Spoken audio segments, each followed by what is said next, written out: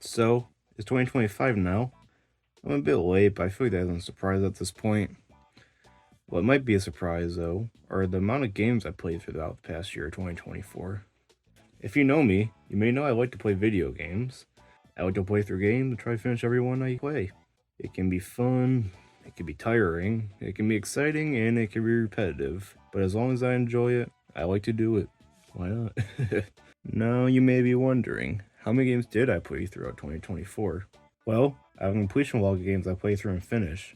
I record things like the date completed, completion percent, time as possible, and my personal rating of the games. I started back in 2022 and tried to log as many games that I've been in before, and since then, it's fun to check things off the backlog and move it there. It feels like I'm making constant progress. But back to the question, how many games did I play through 2024? Well, starting from January 1st, 2024, all the way to December 31st of 2024, I played through a total of 130 games plus some. Yes, that is a lot. Call me lazy ass if you want, though it's not like I devote my whole life just to playing video games. I do other stuff, of course, like work and hang out with others. Just most of my free time goes to playing video games because, I don't know, I just like doing that. Anyways, I want to look back at all the games I played and give them relatively small reviews on them. I'll try to keep them short to a few sentences if possible, but some will have a lot more to talk about. I also did say there were some extras that are included in the total number though. These mainly boil down to games that I've already played, and I don't want to have repetitive entries in the completion log. I'll briefly talk about those games around the time I get to them, but for the most part I won't go into much details with them. Alright, I think that's enough introduction. I have a lot to talk about, so let's get to the first game.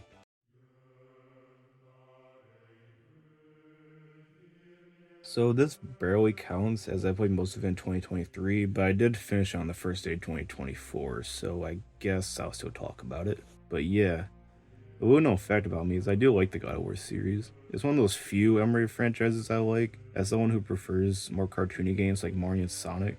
But this whole franchise I just like because how awesome chaotic can be at times. 2018 is the first open world type of game in the series, and it does it pretty well. I enjoyed the story, the gameplay, and the characters. It felt like a nice refresh after how similar the Greek games could be at times. I didn't play too much other than the main story to try to avoid fatigue for playing Ragnarok soon, which I'll get to later, but the 16-inch hours I played was really good. I recommend this game to anyone who likes these style of games.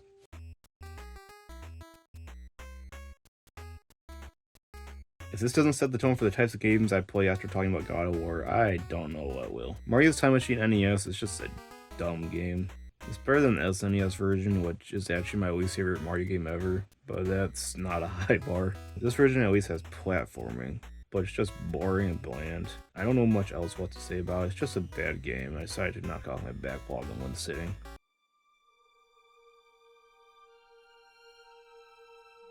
Back to the good games. The sequel to God of War 2018 follows nearly behind, and just like the first Norse game, it's really damn good. Depending on the day, I might prefer this over 2018 and vice versa. A lot of what I said about 2018 can be transferred over to this, but there's still a lot going on to make it feel interesting rather than rehashing.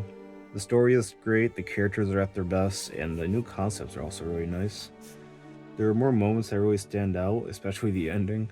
I won't go into much detail about it, but damn, I was not expecting what was to come. I also played the recent Valhalla epilogue, which was fun. The game is definitely worth playing alongside 2018 if you like the genre. Both are great games to play together.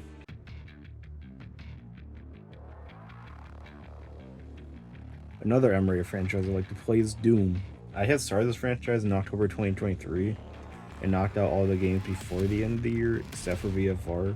The main reason being is I needed to get a VR headset, but yeah, this is a fun playthrough. Seeing areas of Doom 2016 from a different perspective while doing similar types of things as the Doom Slayer was interesting. It doesn't do too much mind-blowing stuff or anything like that, but it's still a unique experience for the series. It's not a long game, I think I played through in a single sitting, but outside a few levels it was a fun time.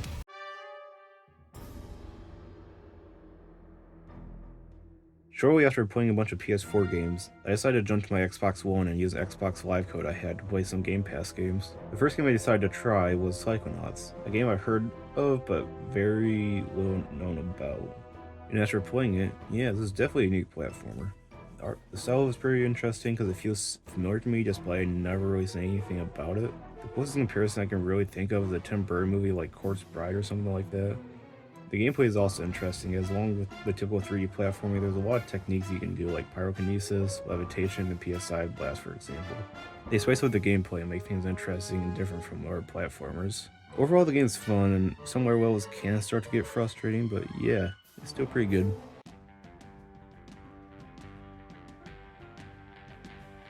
Of course, the sequel is soon to follow after. Psychonauts 2 is a really damn good game. There's a lot more done here that makes it a really enjoyable game and better than the first game. There's a lot of creativity in the worlds to explore, the story has a lot more beats to it, and it just feels a lot nicer to play. There were a few problems I had, like feeling a lack of direction in the hub areas. That wasn't much of a problem in the first game. Maybe I was just forgetting something, but you don't really have a character like Ford pointing in the right direction like the first game.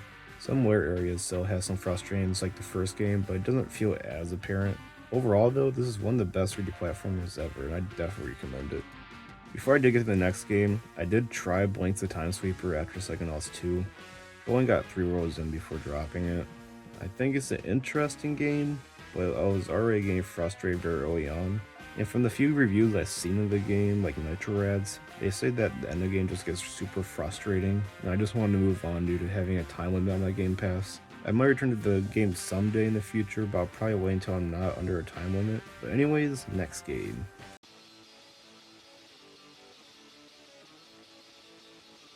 Hi-Fi Rush is also an amazing game, and the whole story behind it is a tragedy.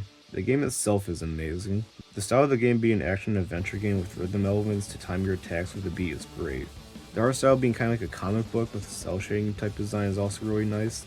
The game is overall really satisfying to play, and progressively getting better with your timing to beats is really rewarding. I did have some performance issues due to it being a quad game since I was playing on Xbox One and not a Series console, which isn't good for a rhythm game, but it overall ran well. And it sucks what Microsoft tried to do to this game studio afterwards.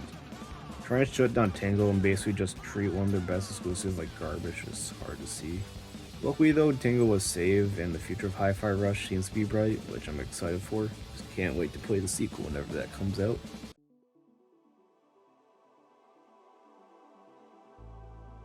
So yeah, I'll admit I was irritated that Pizziataro lost to Cocoon at the Game Awards 2023. But if anything, I wouldn't have played or even known about this game if it wasn't due to that.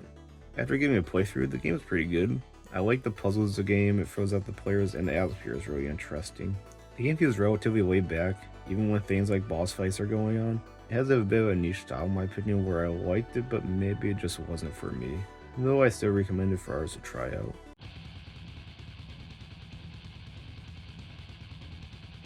So this is a very interesting game. You essentially play as Jack Black while going through otherworldly areas that still feel natural, I guess. It's such a weird game. I like the action gameplay similar to what Hi-Fi Rush kind of had, just without the rhythm, while also being a tactical tower defense type of game. It's funny while just being metal and it's great. I don't know what else to say about it, it's just a game worth playing for yourself to get a full opinion on it.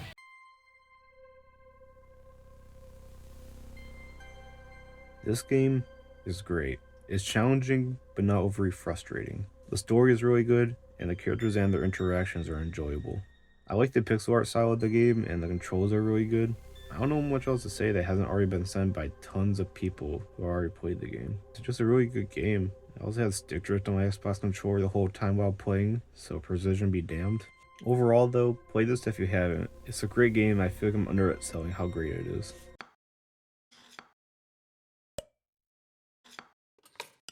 This is an odd game. It's a good game, but I feel like the story is the strongest part. The story of an Indian family moving to Canada and trying to adapt with their new environment with their love of cooking is interesting and was done well in my opinion. The gameplay is somewhat similar to Cooking Mama, although it's different enough to feel unique. This was a short game I don't want to try knock off out in one sitting. I liked it similar to Cocoon, but it might just not be my type of game, but it's still pretty fun overall.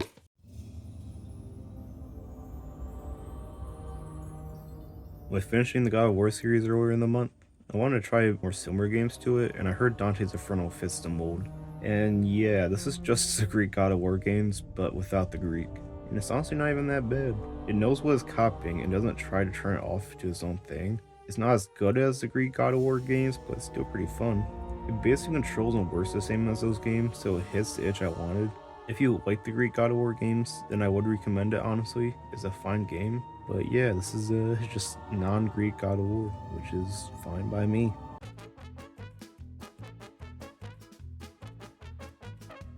Alright, let me explain.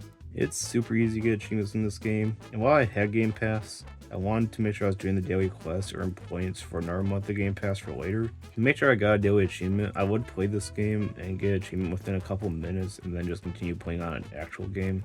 But the game itself, it's boring as all hell.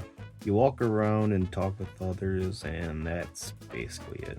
It's a baby game, of course, but just nothing of a game. Like, at least has something to do other than that. Be more excited for everyone. Maybe I should shut up because an adult trashing on a game made for towers is pretty dumb.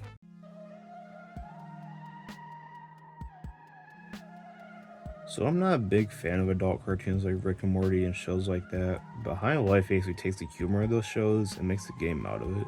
I'm not a big first-person shooter fan either, but more adventure games in the style I like, and the game does it pretty well. I played through the main game and the DLC, enjoyed them both. Humor is fun, although not always my favorite. The characters are fun though, whether it be the alien guns or the characters you have to bounty for. It's a fun and stupid game. I recommend for that, but if you like Rick and Morty and similar adult cartoons, you probably will enjoy it.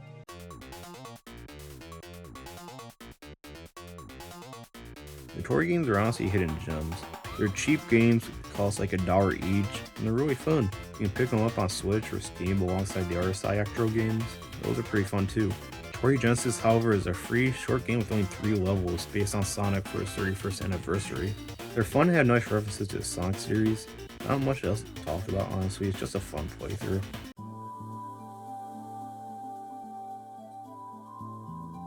Another Sciatro game that's just a short run that can be beat in a sitting is Kiwi 64. It's more of a collectathon similar to Banjo-Kazooie, though it's just one area to run around. It's nothing special, but it's free, so why not play it? It's fun.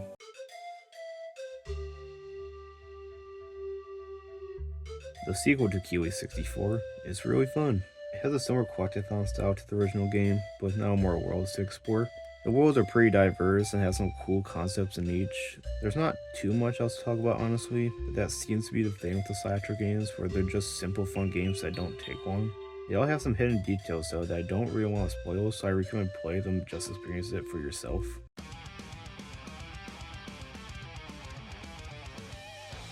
And the last game I played on my Xbox Game Pass before it expired was Battletoads. I like this game, though I think it might be a bit controversial among Battletoad fans. While I haven't seen many people who hate on it, they don't seem to talk about as much as older ones. This is my first experience with the series though, and I enjoyed playing through it. The first half of the game being the typical beat 'em up style was fun, though the second half game mostly dropping was an odd choice. It still stayed fun for the most part, but I just feel like I had an identity crisis partway through. The art style and comedy is still good and feels like a classic Rare game, although toned down a bit. Overall, I still enjoyed it. I'm more interested now in playing the older games to see how those stand.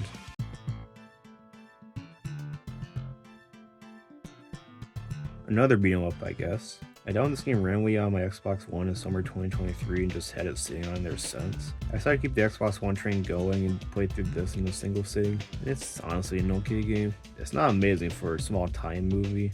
It at least was enjoyable. I thought the movie was good when it came out, but it doesn't hold up to the original. So now I wonder if this game holds up to the original Space Jam game on PS1 and Saturn.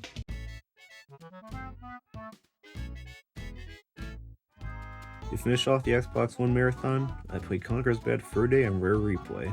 I enjoyed the N64 Banjo games and DK64, so I wonder how similar this was to those games. And yeah, this game is sure something. It's vile, it's drunk, it's potty mouth, and it's great. I would rather play the Banjo games over this honestly. It's still a very memorable game. The characters are funny, the worlds are fun, and the story's just stupid in a good way. Well, the stick drift on my controller's game bad at this point, and it made the precision aiming hard to do. Partway through, I borrowed my brother's controller, which didn't have stick drift on the left stick, but on the right stick, which I didn't know about until the end of the game, where there's a lot of gun segments that just swap the sticks for some reason. Those areas became super frustrating due to this, especially the war world. It made me hate the late game, but the classic platform is very fun. I recommend playing if you don't have stick drift.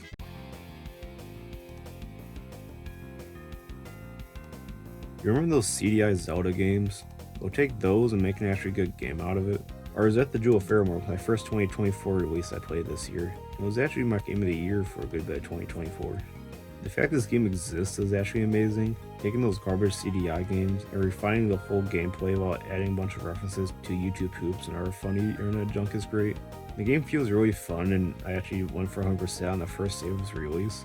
The progression can be a bit slow at the beginning due to having some lack of direction, but the farther you get into it, the better pacing it gets. This may be another kind of niche game, but if you're familiar with the CDI games and the many YouTube poops it spawned, this game is definitely worth playing.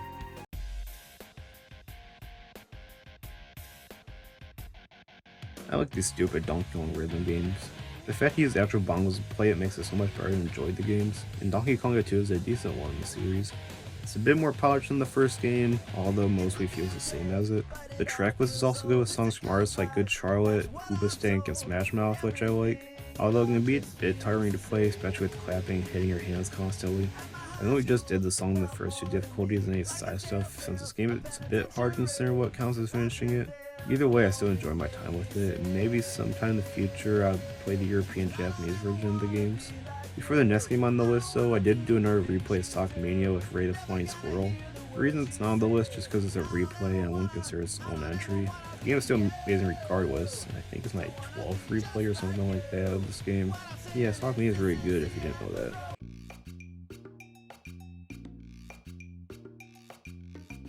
Another 2024 release I got at launch. Mario vs. Donkey Kong is a pretty good remake of the GBA game. The control is fine and the game looks nicer, but that's really all I have to say on the game. While I enjoyed it, enough so to where I fully 100% it, I only felt nothing afterwards. Not at all a bad game, but I feel it didn't leave a lasting impression on me. I would recommend to anyone who wants to play the game, but this honestly was just one of the more uninteresting Nintendo releases for the year. Although still a nice game, the new content is a welcome addition to the game.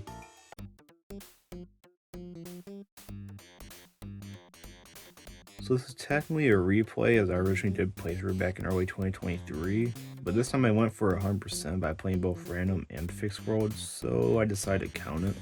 This game is weird, and I like it. It's almost like the anti-Sonic for the Genesis, but in a good way. Sonic is fast and cocky, while as ToeJam Earl are just slower and more laid back. The whole roguelike elements of the game are interesting, so no playthrough feels the same on random modes. It also has a 90s charm to it that a lot of Genesis games also had. It's overall just a fun experience that would definitely be even better with the second person. If you have access to the game, it's worth checking out.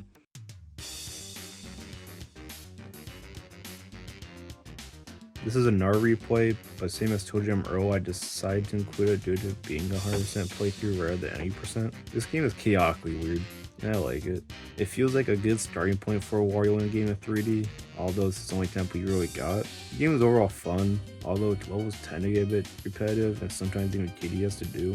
Looking for everything can be occasionally a chore, but it isn't that terrible. Wario himself is honestly has the best characterization. He feels like a badass while also just being a goofy idiot. The bosses are also some of the most bizarre things ever. This and Wario and 4 you can tell that Nintendo went absolutely crazy during. Overall, the game is definitely worth experiencing just for the weird stuff that happens. This game is just insane.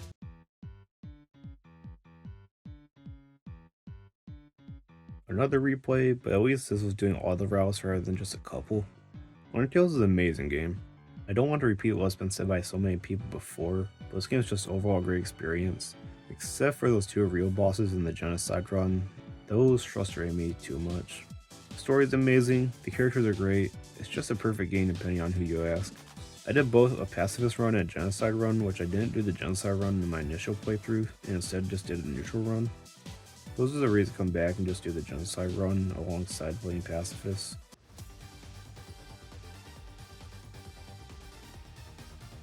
This is honestly one of the greatest RPGs ever.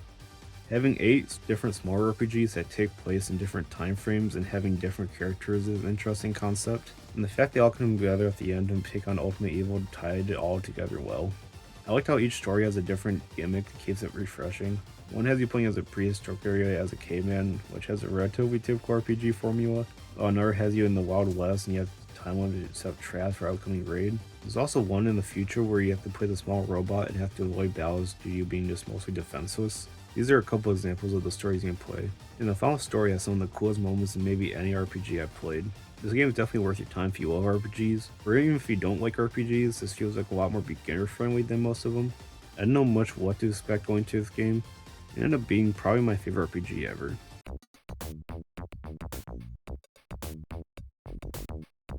Sequel to the original ToeJam Earl game I talked about earlier. This game is odd because it cuts to roguelike for a 2D platformer. The main objective is to find all the Earthlings that have invaded ToeJam Earl's home planet, send them back to Earth. I honestly didn't care for the platforming. It doesn't change itself up too much, so it gets a bit repetitive over time. I didn't really dislike the game, but I don't know what the likelihood of me replaying anytime soon would be. The funniest part about the game to me though was when I was playing through on my Switch. I went to a game store and they had the Genesis version for a cheap price, so I doubled the panic on Funkotron, which was kind of funny.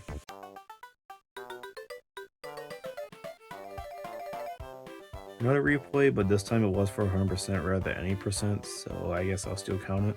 Banjo-Kazooie Grunty's Revenge is a really solid banjo game despite being on a GBA. I personally would prefer the 2N64 games over it, but this one's still pretty good. Having somewhat isometric bird's eye view works pretty well for the game, and it has a lot of what makes the original games good. Jiggy and nose collecting is still here, and unique transformation from mobiles are also still here. So a lot of mini games though for some reason, which I've seen some people dislike, but they're mostly fine. If you enjoyed the N64 Banjo games, this one's probably worth checking out. So overall, just a decent one.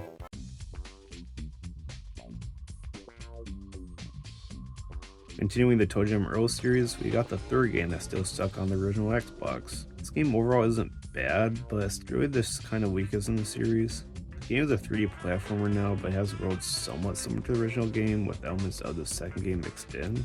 This had its moments, but I do remember getting frustrated with the game, especially near the end with the final boss. Although it'd be a bit more likely I replayed this game over the second one despite not enjoying it as much. It kind of has the early 2000s Sega issue where they would put new titles out where it has good ideas, but none of those ideas stuck or landed well, like Sonic Heroes and Shadow 05 for example. Anyways, it's still a fine enough game, just probably the weakest in the series definitely.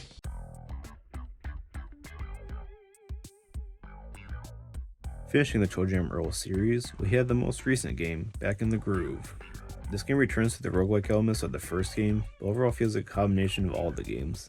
You got the randomly generated worlds from the original game, got characters from the second and third game making reappearances, and there's also a bunch of other small stuff from those games that also show up.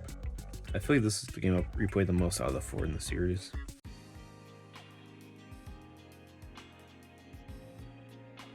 So this game was in a weird spot for me.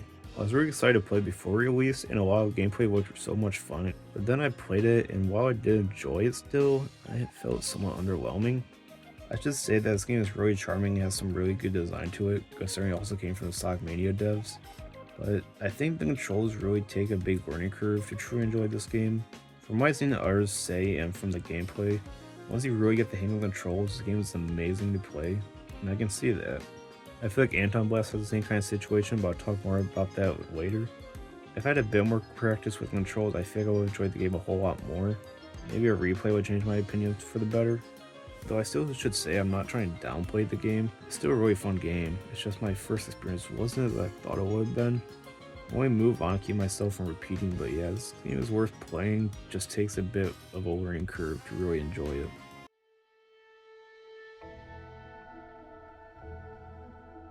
Got another month of Game Pass, so I decided to try another Xbox Marathon. Ori and the Blind Forest Definitive Edition was the game I started the marathon off on. The game was pretty good. I like Metroidvanias, more so than the Metroid part, and the game kinda hits the itch for it. Also like I was kinda like Celeste with controls and difficulty, while also having the art style similar to like Rayman Legends or something like that. The game is overall beautiful and just really enjoyable to play. I recommend those who like challenging Metroidvanias.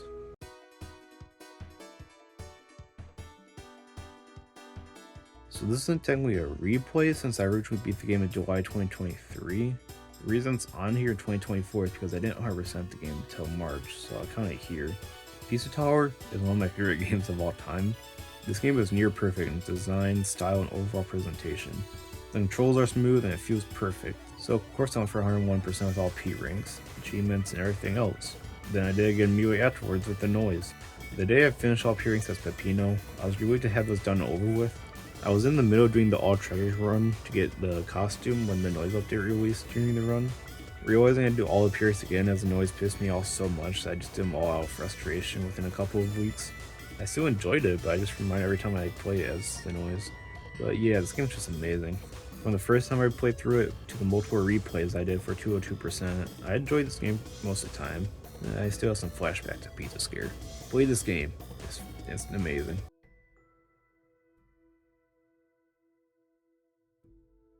So I want to say this barely made it to the list, but I want to just talk about and explain my opinions of my rating. I think this game is great.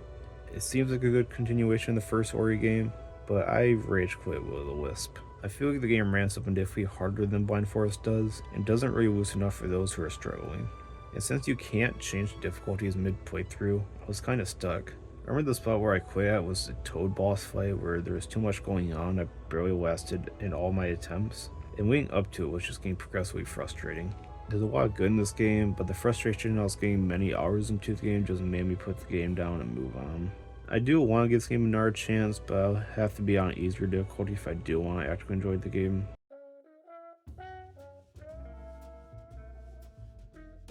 So I haven't really played any point and clicks before this, so it was a different experience going in, and I think Grand Fandango is a good starting point. The game controlling like an adventure game also felt more comfortable getting to. The story is very charming, the characters are entertaining to interact with. The puzzles are also unique, even though I had to start using a guide after a while because I kept getting stuck. Even then, I still enjoyed the game and recommend to anyone who wants to get into point and click games.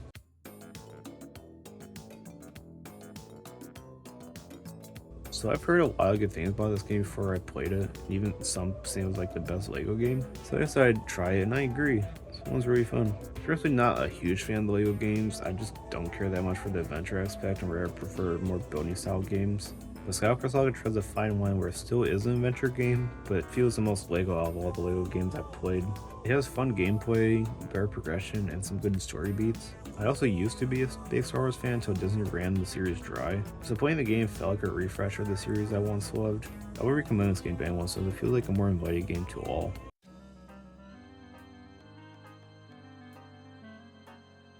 Another point-and-click remaster from Double Fine, Day of the Tentacle is a wacky game with a bit more traditional point-and-click elements. The characters are odd and unique, and the gimmicks of the areas being the same place but in different time frames is pretty cool. The art style kind of reminds me of Courage the Cowardly Dog, just not as dark. I used the guide a lot more than I did in Grand Fandango, but I legitimately don't think I would have solved some of these puzzles myself. Overall, it's just a pretty fun point-and-click game that's worth trying out.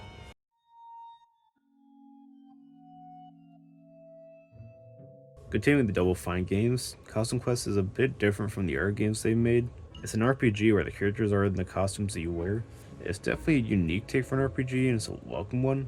It's a lot simpler than any RPGs I've played, so it's easy to pick up and play. I ended up 100%ing it in the DLC in like 8 hours, which is probably the shortest RPG I've played.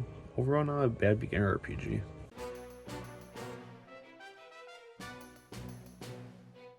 We also have the sequel right behind it.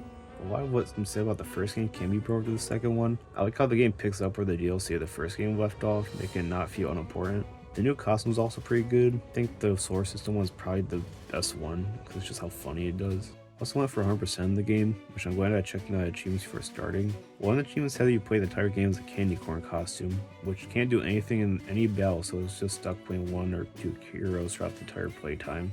Overall, it's a better improvement to the first game, and I would recommend it to those who want a lighter, shorter RPG. But yeah, it's pretty fun.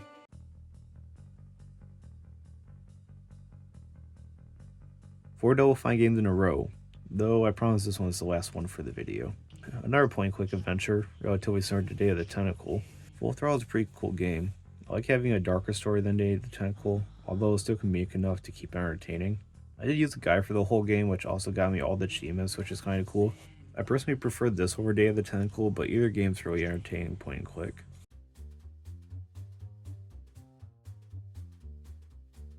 At this point, my Game Pass is getting close to expiring, so I did a couple smaller games to finish it off. Frog Detective was a decent mystery point and click like game. I liked the characters and the story, how charming everything was. It doesn't feel as serious, and it's just an easygoing game overall. It took about 2 or 3 things to beat it also, so it doesn't outstay its welcome either. Although I did find the gameplay was just really basic and even kind of boring at times. Maybe just because I'm not completely the target audience for the game, but I feel it could use a bit more. Though the story you get probably through the game is also pretty cool, so that was fun. I do feel like the charm makes up for the gameplay though, so if you like more cozier, easier games, you might like it.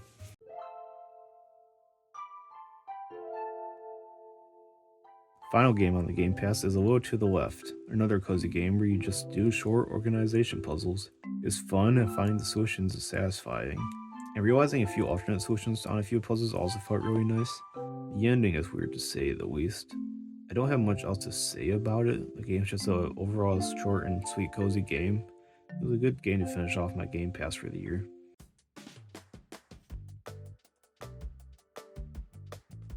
Back in my PS4 after a short break, Lucky Tale is a remaster of the original VR game of the same name from 2016. It looks and feels a bit similar to New Super Lucky's Tale, which is one of my favorite 3D platformers. The VR game is interesting because it's a fun experience, but I'm not sure how necessary the VR part was.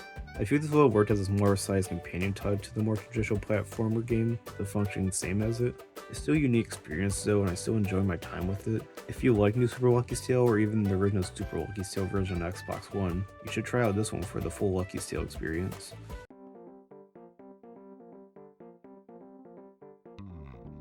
My first proper experience with the Cheap Rose series, because I don't want to count my Ziplash playthrough. The original Cheap Rose is a pretty fun game. I like the whole concept of you being in a typical house, but everything's just towering over you because of how small Cheap Rose is. It makes exploring feel puzzle based on how to actually get around to urban areas. The characters you interact with are also really charming and fun to hear their sub-stories. Overall, I think it's one of the better GameCube games to play, although that can be said with a good handful of games on the system.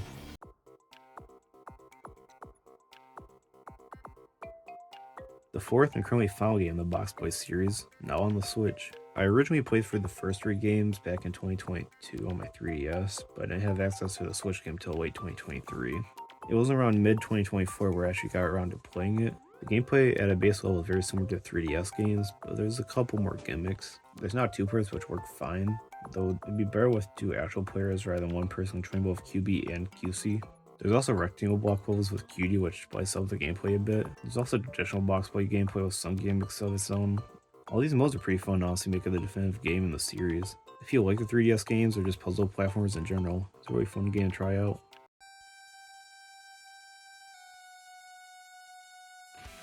So I barely know much about the Scott Pilgrim series. It was originally a comic book series, it got a movie, originally got an animated series on Netflix, and it had the video game. I knew about the whole delisting thing the game had some years back and how the re-release was important to game preservation, but still didn't pay much attention to it. It wasn't until I picked up the same day as Box Boy plus Box Girl where one of my friends saw that I had played it. He kept telling me to play it, so I did, and yeah, it's a solid beat 'em up. The combat is fun, overall aesthetics are charming, though the difficulty is a bit high. I only beat it due to paying off the late fees to level up easier. Whether or not you consider that cheating is up to you, but I just want to play through the game and experience it. I overall like the game, though probably would like it more if I'd seen art media in the series. I've seen part of the movie after playing through the game, but I think I need to give it a full watch. Anyways though, it's a pretty decent game.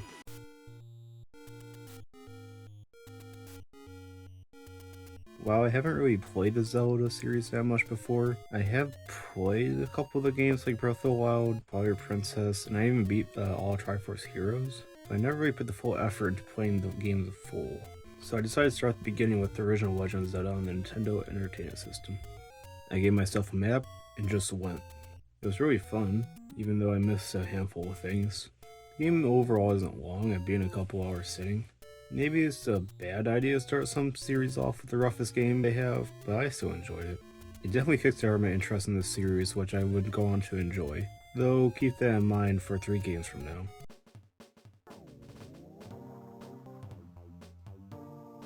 After playing Pizza Tower, I want to go back and replay the game that I took the most inspiration from. Wario Land 4 is really fun. There's a reason a handful of games have been taking inspiration from it lately. The concept of entering a level to find treasure and art items, then escaping with the impending doom counting down is a genius way that only Wario could really do at the time, assuming you don't count Metroid's few escape sequences. I'm for 100%, unlike my original playthrough being any percent, and it didn't take long to get everything.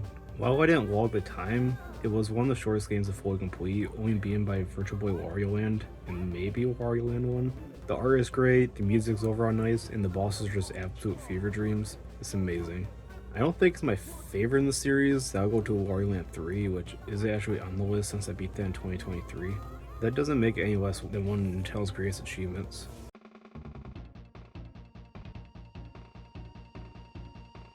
Me and the Nerd Broadcast one night were just randomly playing SNES and N64 co-op games, and we decided to play the original Donkey Kong Country on the SNES. While we didn't play through it all in one sitting, we did play it over a course of a couple months. I was playing as Donkey Kong while he played as Diddy, and I just did a typical playthrough of the game. The co-op made it a lot more entertaining to play as it caused a lot more chaos than a solo playthrough would have. We enjoyed the game despite some frustration with limited lives, but overall it was a really fun game.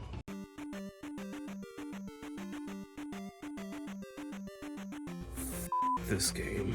With the first game started my interest in this series, the second one nearly killed it. This game starts off fine, but a couple hours in, the problem starts showing. There's a bunch of parts I had to keep relying due to the garbage the game throw at me. The combat isn't great, honestly. I remember having a handful of issues with it. I nearly dropped the game completely a couple dungeons in just because I was just done with it. But I kept going since I didn't want to give up on the series this quickly. I finally finished it. I didn't feel relieved afterwards, I just wanted it done.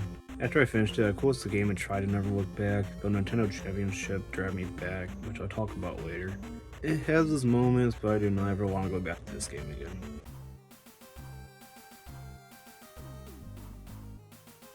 If I need to play after a game that deserves to be shit on, AVGN 1 and 2 are interesting games, to say the least. I played the first one before on Wii U back in 2020, but haven't played the second game until now. I don't watch too much AVGN. I've seen a handful of episodes, but not enough to where I know every reference in the game. The gameplay is fun though, where it's difficult and you repeatedly die, but it still makes you want to keep going.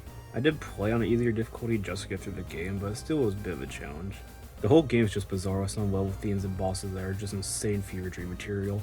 I have to be careful of what I show to try to keep this video nothing more than PG-13. It's just a bizarre game that might be worth trying out, I guess.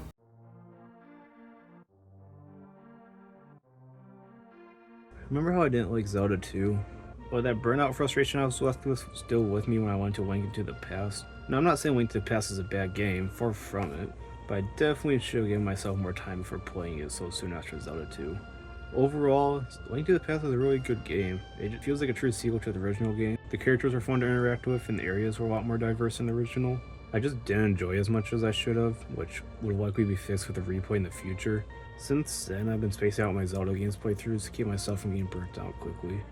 But for the most part, it's a fine game. I need a replay before I give a true opinion on it, I guess.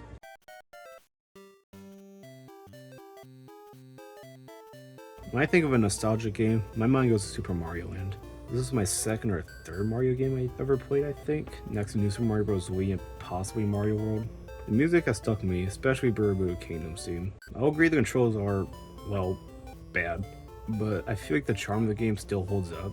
It feels more original than some of the later 2D games, more so New Super Mario Bros., despite only being 12 levels. Overall, this is still a Mario game I'll enjoy coming back to, despite its flaws.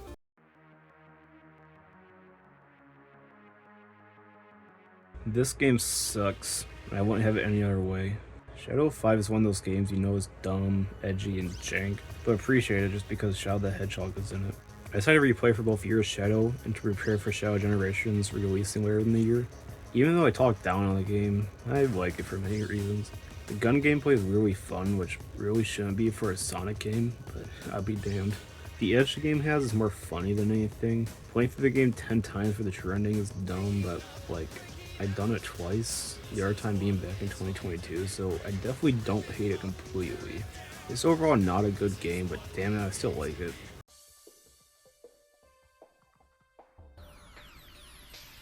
After playing through Shadow 5, I needed a better game to play. I know people tend to hate on Rivals, but I don't know, I overall enjoyed it. I did all 4 character playthroughs despite being mostly the same all 4 times.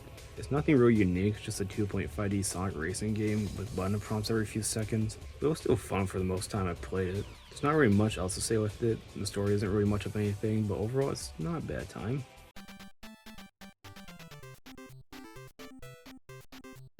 So I've known about this game for a while, even before Pizza Tower with the noise, but never really tried it. And after playing Pizza Tower, I decided it'd be funny to play. Overall, it's just a really mediocre platformer. I wasn't a fan of the typical platforming or any of the gimmicks it had, and the boss battles were just confusing at first because the game doesn't really teach you how to use the cards. It was just a pointless game to me with how nothing really felt fleshed out. Maybe the fan sequel's better, I don't know.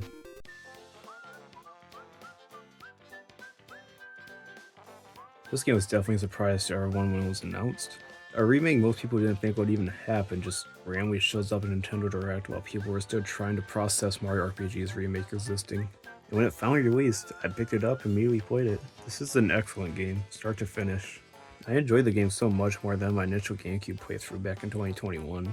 Maybe it's because I already knew what to expect, but it still felt like a new experience despite being nearly one-to-one to the GameCube version. Everything feels better presented, which is already a high bar for how well the original presented itself. A lot of frustrations removed and things are better polished up. This is honestly my preferred way to play the game. You should do yourself a favor and play if you haven't already.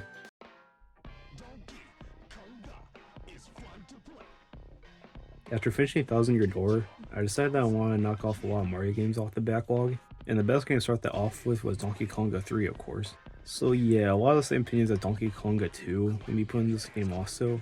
The only main difference is I don't understand Japanese, so most of these songs I didn't get.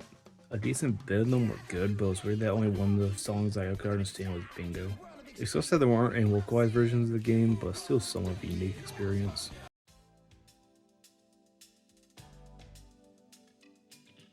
I was initially going to save this game for around Halloween, but I decided to play it just randomly one night. This sucks as an interactive movie game. You can barely pay attention to the plot itself because you just have to keep constantly jumping around to fight the augurs. I had to use a guide also because I kept failing since it's just hard to keep track of where they're all at. I did get all 100 of them, but I had absolutely no idea what the plot even was. It wasn't until I watched a video of all the scenes put together into a movie where I understood what was actually happening. When I enjoyed watching a Switch Guard video rather than playing the actual game, that's when the game fails. Don't even bother playing this game, just watch the scenes on their own. Those are better anyways.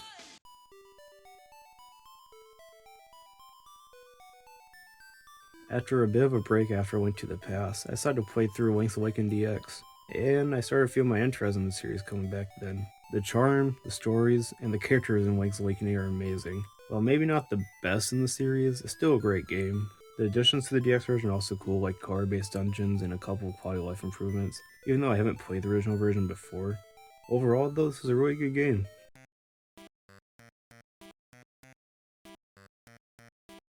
Wario Land 2 is kind of weird for me. While similar to Wario Land 3, which is my favorite in the series, 2 felt more unpolished since I replayed 3 first. Of course it came out first, but there's just a lot of stuff in the game that was fixed in 3. The knockback's a lot more sensitive in 2, where he feels like you're getting pushed back more and makes some platforming and the bosses a lot more of a pain to do than they need to be. A lot of the bosses in 2 I just hated because the knockback usually ruined my attempts, but it's still a good game. It may be my least favorite in the series, but it's still a solid game. It functions mostly the same as 3, so both have the same sense of slow explorative gameplay, which is a unique take on the series. Overall though, it's a good game with a handful of problems that were fixed in the following game.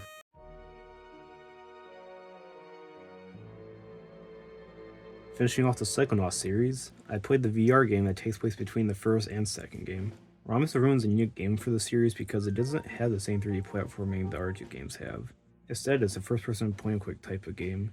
The story is overall fine, though not as strong as Double Fine's Art point-and-click remasters.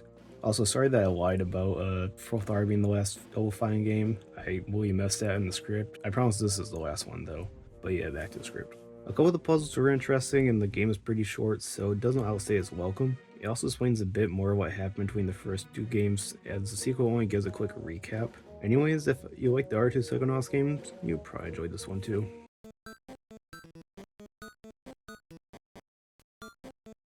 Another game for the Mario Marathon is the Game Boy version of Dr. Mario. I played through the NES version in early 2023, but I haven't really tried any other versions of the game. And the Game Boy game is basically just the same as the NES version, but without color now. It's still a good puzzle game, it just had to tweak the color matching gimmick to work with the monochrome screen. The ending's also a bit different from the NES version, so I guess that's interesting. There's not really much else to say about the game, it's just an okay way to play it.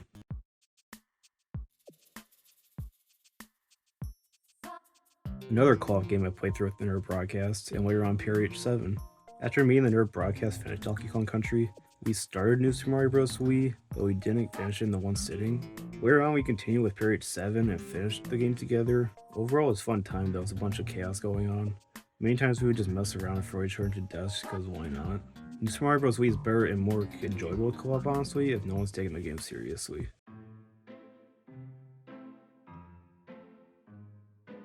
Before the 3DS sequel of Luigi's Mansion isn't what I expected, but it's what I got. The game is better overall, about the same experience as the 3DS version, but it just looks a bit nicer and controls a bit better. Other than that though, this game is exactly the same, which could be a good or a bad thing. For some people, re-experiencing the game they played when they were younger in the same way could be good, but for me who's played the game multiple times, some more changes would have been cool. Make all the levels flow together without having to keep going back to the lab would have been better in my opinion to make it feel closer to Luigi's Mansion 1 and 3. Some of the animations were fixed, but there's still a good amount they're just unfinished. At least the skyscraper mode is back, since the 3DS server shut down a couple months prior to the release. I personally enjoyed 2 skyscraper over 3s, and I've seen surprisingly a good amount of people who have the same opinion. Overall, it's an okay port, it just depends on if you find value in it. But personally, I don't think a remaster like this should cost $60, especially after Metroid Prime Remaster was $40 and looks absolutely amazing. At least there's more value to this than Donkey Kong Country Returns HD, in my opinion.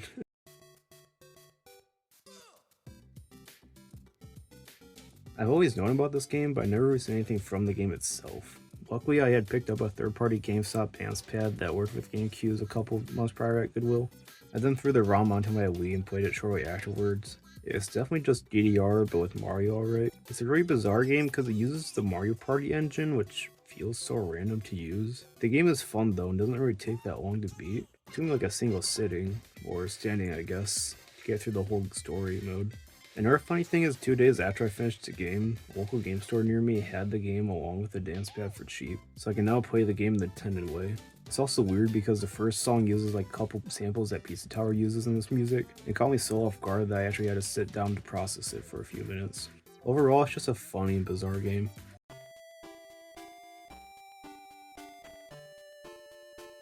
I've never really been a big Mario Sports fan, and any of the games I played I just couldn't get into or felt really underwhelming. But since I'm not trying to knock out a bunch of Mario games from my backlog, I decided to give it a go with the 2 bigger sports, Mario Tennis and Mario Golf. I did the Game Boy Color version of Tennis first because I knew that would take longer than the 64 version, and because it has a full-on story mode. The game is basically just an RPG, but with 10 instead of typical combat. It works surprisingly well for a Game Boy Color game, which seems like it'd be hard to do with the lack of 3D. Though the story mode does go on a bit longer than it really needs to. The only do the matches taking multiple sets, which can last a good while, even against easier opponents. The endgame also gets frustrating and tiring due to how long the matches go for. The final match against Mario took me a couple nights to do. But overall, it's just a solid tennis game on the Game Boy Color.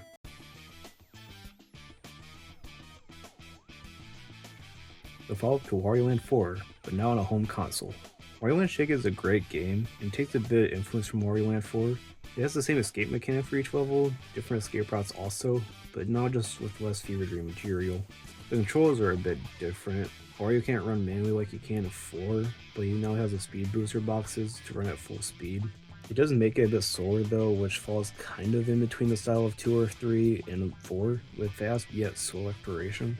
Though casually it's really fun, but 100% is just exhausting. Some of the later levels have some challenges that contradict themselves, meaning you have to replay the level multiple times just to get all achievements, which makes it one of the longest games to 100% in the series. While it's nice to have more playtime in these games, this isn't how I really want to spend the extra playtime. Some of the motion control mechanics also got frustrating at times when needing to finish levels on a time limit for a challenge. It also took me a few weeks to beat the game because the job I worked at the time was really ramping up with work, so I was working like about 10 to 12 hours a day. Didn't have much time to actually play the game. This is part of the reason why I was getting exhausted with the later game, because I just wanted to move on to my next game. But like I said, Shake is a really good game. It's worth playing if you like Wario Land 4 or Pizza Tower.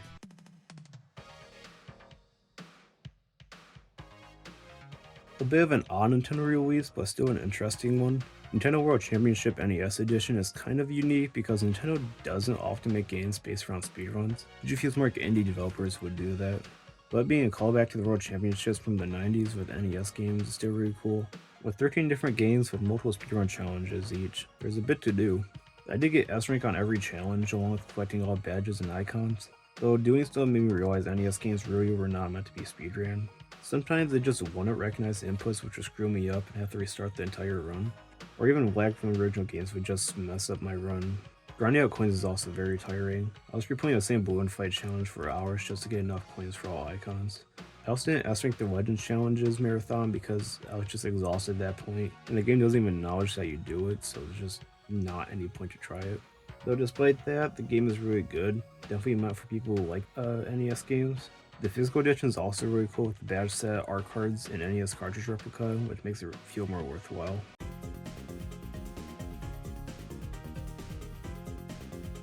So I know I talked highly about the Tori and Cyatro games earlier in the video, but Tori Panic Pack just wasn't that fun. Jumbo Jam 2 is just jank levels that don't flow that well as Tori games. Tori's mission was just the worst part. Most of the missions just didn't feel like they were made with Tori's moveset in mind and hopefully make the game very frustrating. I didn't even finish all the missions just because some straight I could not figure out.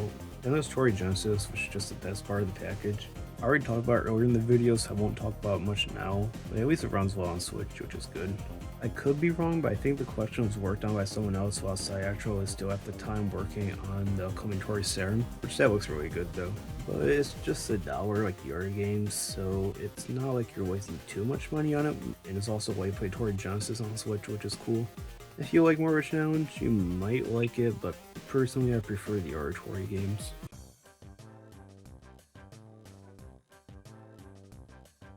I finally started to continue playing the Mario Party games after starting back in December 2022. It took Nintendo nearly a year to drop Mario Party 3 on Switch Online after 1 and 2, which I wanted to play in order before I got into 4. And about 8 months after playing Mario Party 3, I finally played Mario Party 4. It's just more Mario Party, I guess. It feels more like one of the N64 Mario Party games, just on the GameCube. It's still a decent Mario Party, but just a bit rough. The animations look very weird, they look very stiff and unnatural.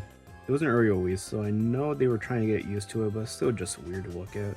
I also wasn't a huge fan of the boards. Most of the stars would typically land in outreach areas that we typically need an item to reach to.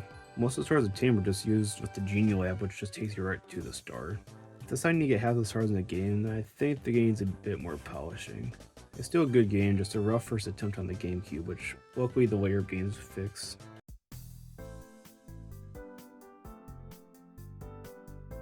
In early July, Nintendo published a mysterious sequel called Who is Emio?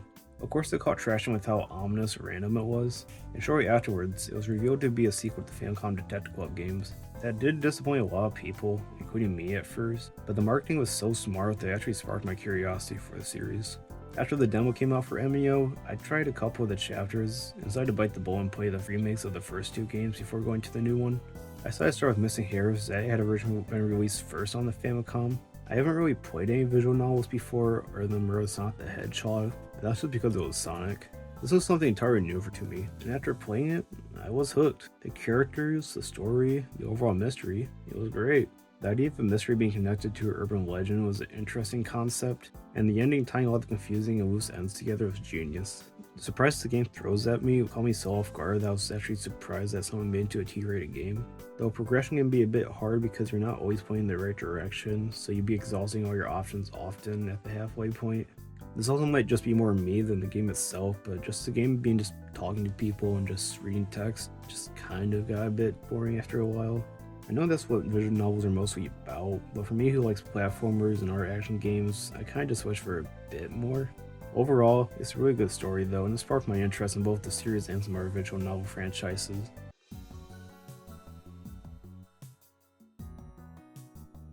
After playing through the first game, of course I had to play through the second game. The girl who stands behind is actually a prequel to Missing Hair. It explains the whole detective agency a lot more and gives more background to the characters since Missing Hair is busy with his own thing. The story, however, is a bit more subdued with this presentation. While Missing Hair has something big going on every couple chapters, Girl Who Stands Behind only has these moments at beginning, middle, and end. The rest of the game is just going around and getting more information and background on the situation. While some people like this better than Missing Hero's approach, I still kind of find it boring at times just because I felt like I was going to the same places and talking to the same people over and over again. Missing Hero also had those moments, but there's still a bit more going on between those moments to keep it interesting enough. Maybe I'm just not a true visual novel fan, which is fair. It was just something I noticed with the game more, but it's not to say the game is bad. Of the two, I would say it has a better ending. I'm trying not to describe much what happens in both these games, because both these games are just worth playing yourself to experience surprises and feel the satisfaction of solving the mysteries. Still, overall, it's a great game.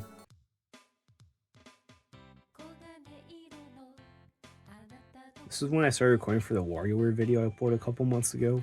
I played this immediately after Mega Micro Games on GBA, but didn't include that on the list as it was a replay. I liked that one before playing it, and I still like it afterwards, but I hadn't played Mega Party games until now. The story mode is basically the same as the GBA game. but you lose a few story modes the GBA game had, and you have to play all the micro games from each character back to back in order to progress. I don't really like this approach over the GBA version, as there it didn't feel so daunting to do a small amount of micro games. For the GameCube version, you'll have to restart all 20 or so micro games if you fail. As they progress, would get harder. In the WarioWare video, you can see me actually getting frustrated and having to restart the entire set because of one mistake. Overall, it's a fine way to play the game if you don't have the GBA version, but I feel like the GBA version flows better as a game. Also, I haven't tried the multiplayer yet, which hopefully I can one day.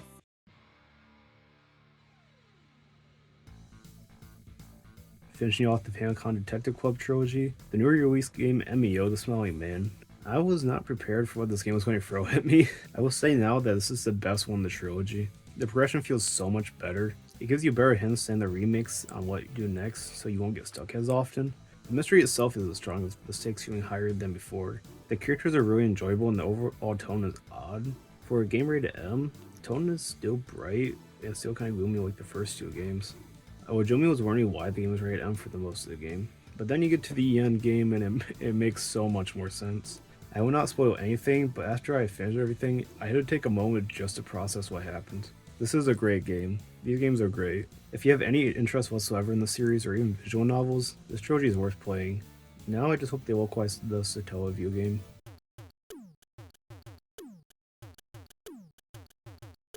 After playing through Emio, I need something not as serious to play. Virtual Boy Wario Land was the only Wario Land game I hadn't played through in full before, so I decided to finally play it.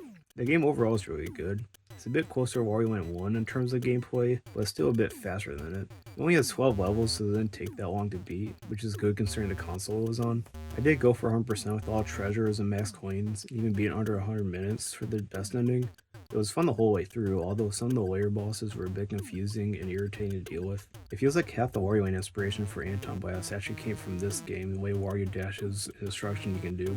Overall, it's a really good game, and amazing for Virtual Boy standards.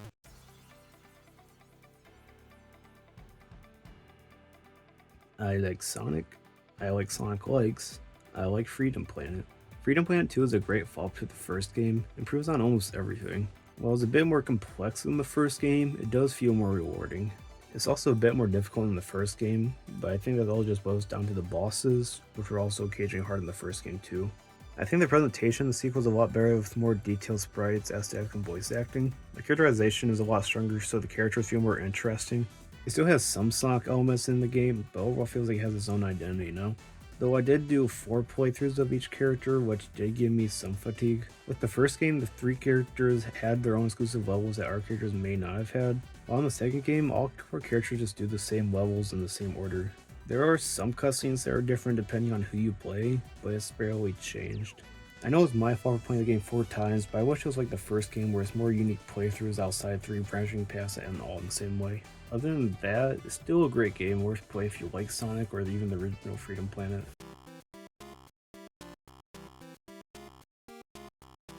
The final Wario Land gained 100%, assuming if you don't count Master of Disguise. I had initially tried doing a 100% playthrough back in late July, but got halfway through and took a break, and the save berry died during that 20-minute break. So I got the berry play thanks to Nerd Broadcast and was able to properly do a playthrough of it again. I overall like the game. It's a good starting point for the series and laid the foundation for the following games. The game goes a bit closer to a typical platformer like Mario, but unlike Mario, Wario is slower but packs a stronger punch against enemies. There's about 40 levels with the boss fight in each world. The gameplay doesn't change up too often, but the worlds are varied and unique. I did get all treasures and max coins, so I also did get the best ending. Though honestly, this is probably the weakest in the series, even with me having more problems with Land 2. Though still overall a great game.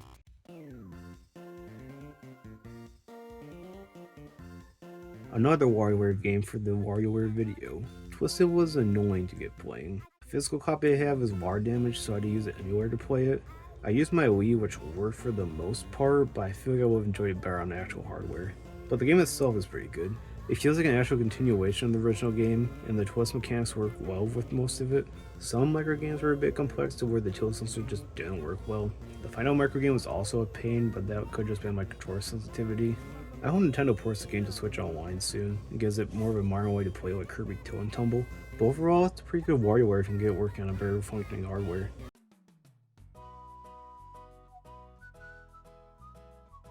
Immediately after Twisted, I played Smooth Moves for the WarioWare video. This one, however, does work well with my Wii, and certainly was made for it. Spooky Moves is an excellent WarioWare game. It uses the Wii Remote in such unique ways that it has not really been outdone by Move It maybe. The controls can be a bit finicky at times, but that's just one of the cons of the Wii. The presentation is great and everything is just great about the game. It's just overall one of the best WarioWare games and one of the best Wii games.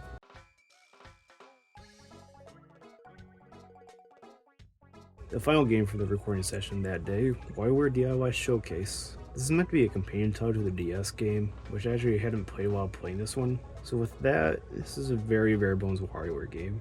Only 4 sets of marker games in it, with only R5s being on the DS game. You also can't create marker games in the Wii version, only import them from the DS version to play. It's cool seeing the games on the TV, though that can only get the game so far. Your satisfaction with the game mainly depends on how much you use it alongside the DS one, which I haven't played since the video. I won't say it's the weakest game in the series, but it's just lacking for a WarioWare.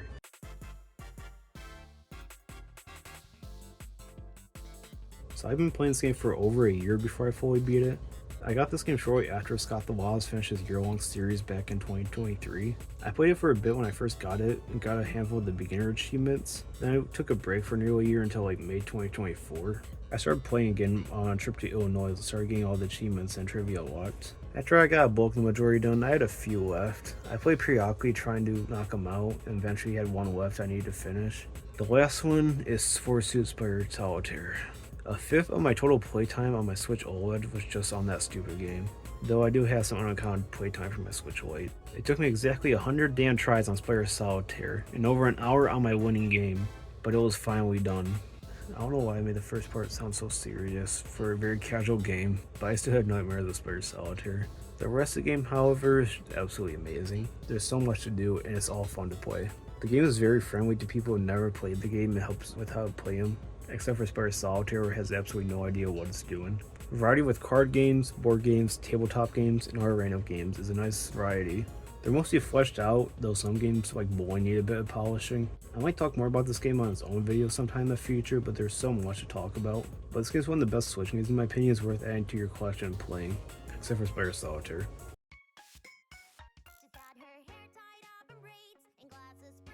Another recording session on the following day for the WarioWare video.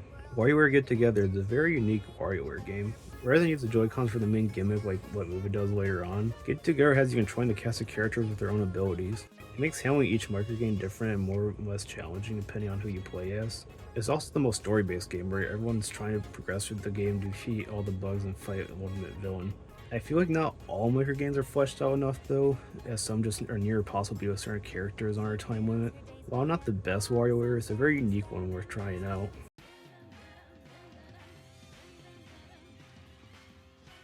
Another recording session on the following day for the WarioWare video. I did play Move It before Game Wario earlier in the day. That one's a pretty good one, and it's also a good follow-up to Smoothie Moves with some little gimmicks. I didn't include it as I already played through it and logged it when I released last year, whereas Get Together I didn't have it logged, so I had my replay instead.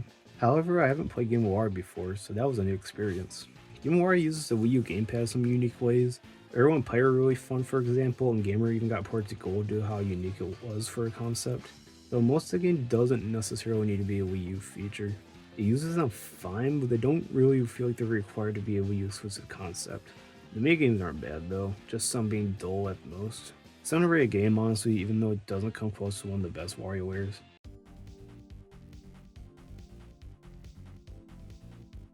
Maybe you didn't expect to see this on the list again, but here we are. I was excited for Pizza Tower's release on the Switch, even though I recently 202% on Steam a couple months back. I said the night before the Indie Showcase it was revealed and that I would 101% as Peppino again if it got revealed, and so I did 101% with Peppino. Then I did it again as a Noise. I was able to 202% the game in nearly a third of the time it took me on Steam. A lot of the same opinions are still the same as it was on Steam though, but a couple levels are different experiences. Pizza Scare and Gnome Forest weren't as bad to P-rank on the replays, but I felt betrayed by Fun Farm, which was the easiest one for me on Steam. There's also occasional performance issues I noticed. The game can easily crash if you go for multiple levels in a sitting, which may gain the PTG costume for the Noise of Pain because it would just keep crashing and I would get close to finishing and then have to start all over again. So I had to mix up my route to make it somehow work. Other than that though, it runs Final Switch, so it's a decent version if you only have a Switch. Though it's still one of my favorite games on both platforms though.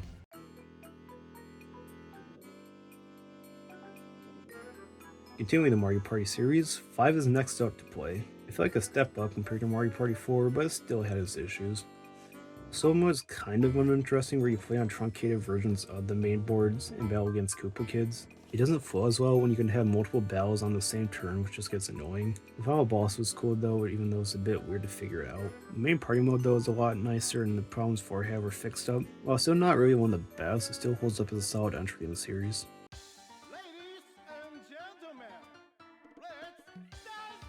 Another game from the WarioWare video, Gold is one of the first games I had to record off a handheld console. Gold is an amazing game, and arguably the best one in the series.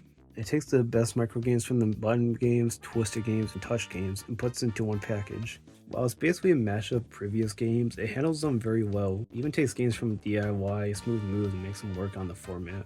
Teaching you how to play each of these 3 techniques in their own ways before combining them to their own sets is a really cool idea which works seamlessly. And the old micro games also got new uplifts to make them feel similar but fresh. All the side content is also interesting to mess around with. If you ever play any WarioWare game, Gold is the best one to pick up in my opinion.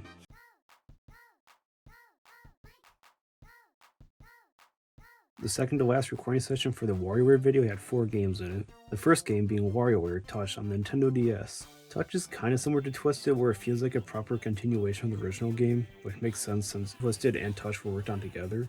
The touch mechanics work pretty well for most micro games. There are a few that kinda weird and didn't work as well as they should though. The final micro game was also a bit frustrating with you needing quick reaction time, though nowhere near as bad as Twisted final micro game. Overall, WarioWare Touch is another solid game in the series, worth playing.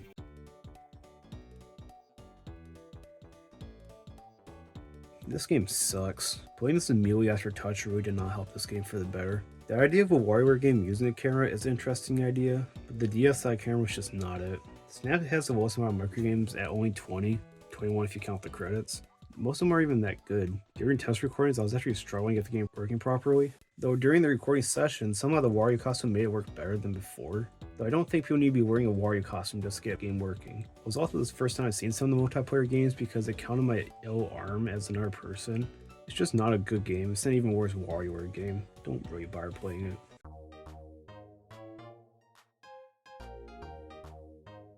The third game for the recording session is one of the DSi mini games. This is basically just Puro 1 and 2 from Mega Micro Games, but now in summer release on the DSi shop. I did play a bit before recording and make sure I had Puro 2 unlocked, so I don't have accurate time on it, but still a fine duo of games, just not really much reason to play if you already had Mega Micro Games on GBA.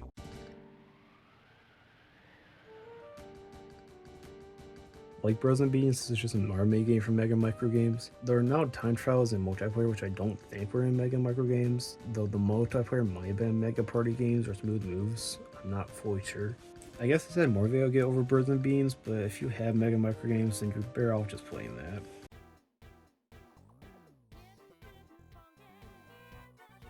The final game I recorded for the WarioWare video, I'm very conflicted on it. As a game making tool, it's really good and easy to use. But as a typical WarioWare, it's a weaker one, in my opinion. Honestly, the main focus is the micro game creation tool, and the micro game sets are just there to show what you can make with them. Considering that our half the micro game sets are on the Wii, just make it feel a bit lacking in its own bubble. But the game creation tool is overall decent, even though I don't think it's personally for me. I had some struggles trying to create a micro game, though maybe just doing more lessons helped me relieve some struggles. DIY is a really good game, it's just not for me because I suck at creating video games.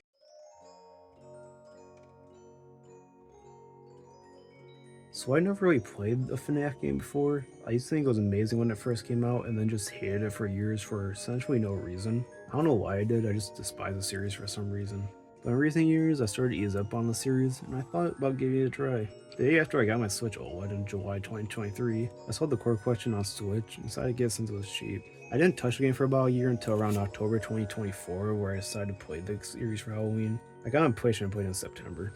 FNAF 1 is just kind of a boring game. I think the concept of everything is cool before it started to get overplayed in later games and other ripoffs. When you know the techniques and tricks of FNAF 1, it becomes super easy to get through the nights no problem. I actually didn't get jump scared in my playthrough until I tried 420 mode where I just died to Freddy in like 10 seconds. I think it's fine as a starting game in the series, just the gameplay got repetitive after a while, but it didn't last too long to make me hate it.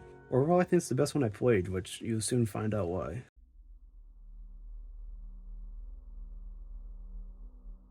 Almost immediately after playing FNAF 1, I played the sequel, still in September. This is not a great sequel, honestly. Having more enemies and threats is a good concept, but it doesn't feel well executed. Having to micromanage everything is a headache, it's a bit to handle. Checking the side vents, hallways, cameras, masks, and even the stupid music box every couple seconds is a lot to do. I got jump scared on the first night by the puppet just because I was focused on everything else and forgot to wind the music box for once. Second night was awful, and it was just because of Balloon Boy's stupid ass. Even with cheats on, it was a pain to get through night 2. I did at least do all 5 nights and gave up on night 6 because I just could not do it at all, even with all the cheats on. It's just a frustrating sequel that doesn't really feel like it improves on the previous game.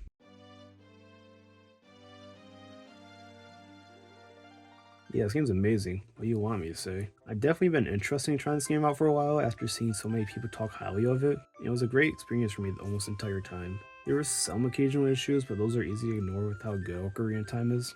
I've actually heard some people say this is their least favorite 3D Zelda game, which actually makes me hopeful for the rest of the series. Though opinions are all over the place for the franchise, so who knows. But yeah, I don't know what else to say that hasn't already been said by so many other people. It's just a fantastic game. Not perfect, but an outstanding game.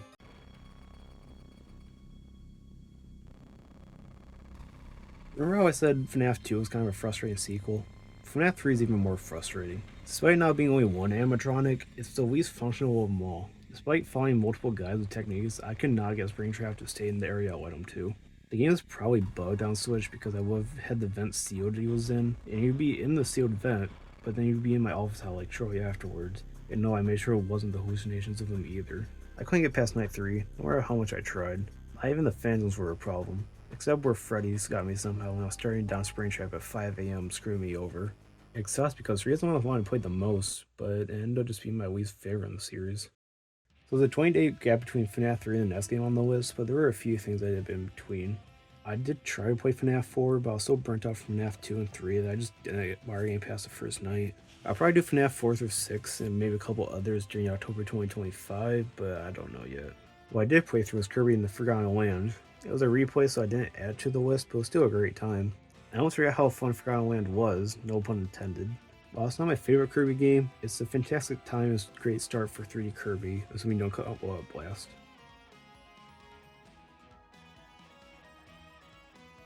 I also played Super Mario Party Jamboree a little bit when that launched, but only a couple games since I don't want to save it for after I finish most of the other Mario Party games. But the whole gap was waiting me up for the next game.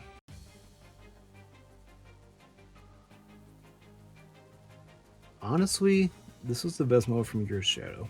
Sonic X Shadow Generations is amazing. Going to quickly talk about Sonic Generations first though, I did play the game originally on Xbox 360 back in 2022, and it was fun to replay it. I'm glad to have it now on a system where I actually play more. The game is mostly the same outside a few added changes and additions. Still a solid game, it's the peak of Boost Sonic games. Shadow Generations, however, this is probably one of the greatest Sonic games ever.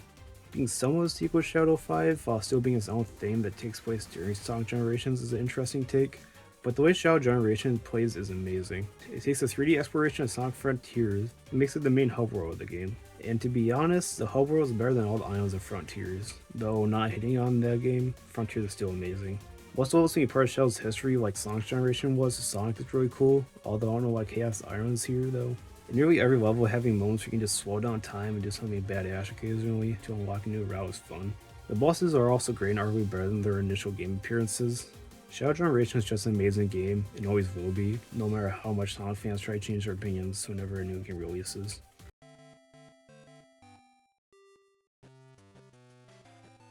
Finally getting back to the Mario Sports games, I did the Game Boy Color version of Mario Golf to go alongside Mario Tennis Game Boy Color, despite being a couple months gap.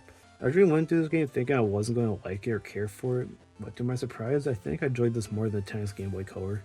I guess I like the slower, self-paced gameplay of golf more, even though I suck at it and just don't completely understand it. Tennis got frustrating as the game went on due to the dragging itself out and just opponents' difficulty spiking. But all golf does is just get trickier courses, but the opponents still kind of suck at the game near the end. Overall, I did enjoy it, even though I still had no idea what I'm really doing, honestly. Before I play the next game on the list, I did a replay of Luigi's Mansion like usual for Halloween. Though there was a bit of a twist. There was this mod that I released recently for Luigi's Mansion that replaced Luigi with Louie from Pikmin. The mod basically replaced all the ghosts and items with Pikmin characters or some random meme characters. The game itself is exactly the same though.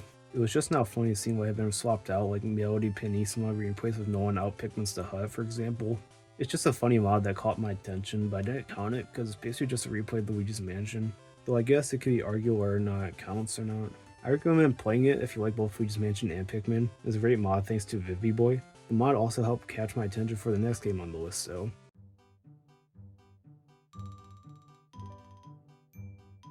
You probably didn't expect a ROM hack to be the 100th game on the list, but here we are. Luigi's Mansion Halloween Hawk comes from Slug Motive that was created for a Luigi's Mansion Halloween contest. It's a short one that takes roughly 20 minutes or so to beat.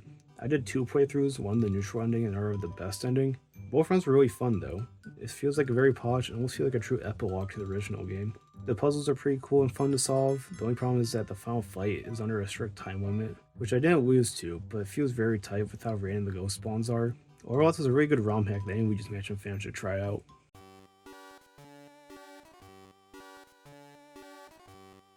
Picross with Mario, I guess. Mario's Picross is odd because it's just Picross, but now Mario watches you the whole time. It's not a bad game, far from it. I'd be surprised they somehow messed up Picross. To be honest, the only reason I even played the game just because it was Mario. Though it did hook me at least. I did enjoy doing the puzzles and just keep chipping away tiles basically make pixel art, which I do like to do. I have played the SNES game, although only the Mario half of it. I'll eventually do Wario's Picross in Super and play through the Game Boy sequel sometime in the future. But yeah, Mario Picross is just Picross, and it's a decent game.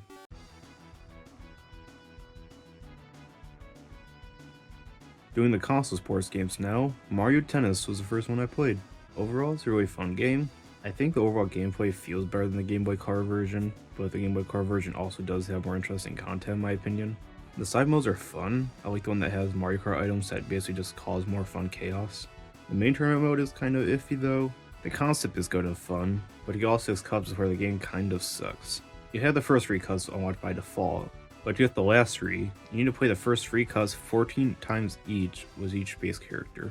And considering that one run of the 3 cups can take anywhere between an hour to an hour and a half depending how skilled you are, that's basically going to be like 15 to 20 plus hours of the exact same thing to unlock 3 cups that you basically doing the same exact thing anyways. I just did one playthrough with Luigi and called it good.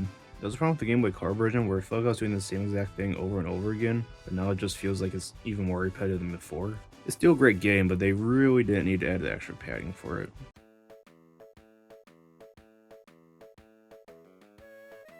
I've heard a lot of negative things about this game, so I decided to see why. And to be honest, a lot of that hate's just unwarranted. Banjo Pie was a decent racing game. It's not as great as something like Super Circuit or Crash Nitro Kart in GBA, but it's still mostly solid. The race being airborne now makes it a lot more unique with being able to move up and down alongside left and right. The game also has boss fights, which is interesting, but they all play out basically the same. The tracks are cool, being references to worlds in like Banjo-Kazooie and Tooie. Hell, I went for 100% this game because I did so with the art game in the series, except for Nuts and Bolts as I haven't played it yet, and there are some achievements that require online, but that's for a different topic for the future. Once you unlock Bowles, the game basically becomes a cakewalk. I was lapping opponents in the final cups with him. He's insane in the game. Overall though, I decently enjoyed this one.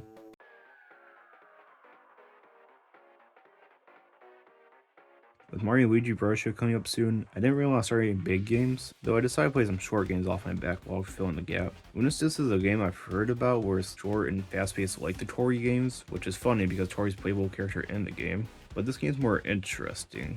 It has 32-bit art style similar to like a PS1 game with beautiful environments. There's smooth, fast-paced gameplay. There's a lot of collectibles to find, but not enough to really slow down the gameplay. Background story is also very interesting, not something I really would have thought I would see in a game like this. It's just a really fun game and worth checking out if you like Tori games or just fast 90s platformers.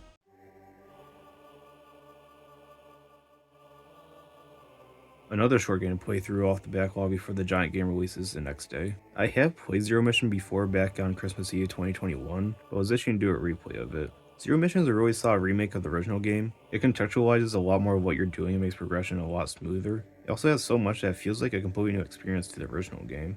It looks a lot nicer and just overall more polished to play. If you want to get to the Metroid series, this is honestly one of the better games to start with.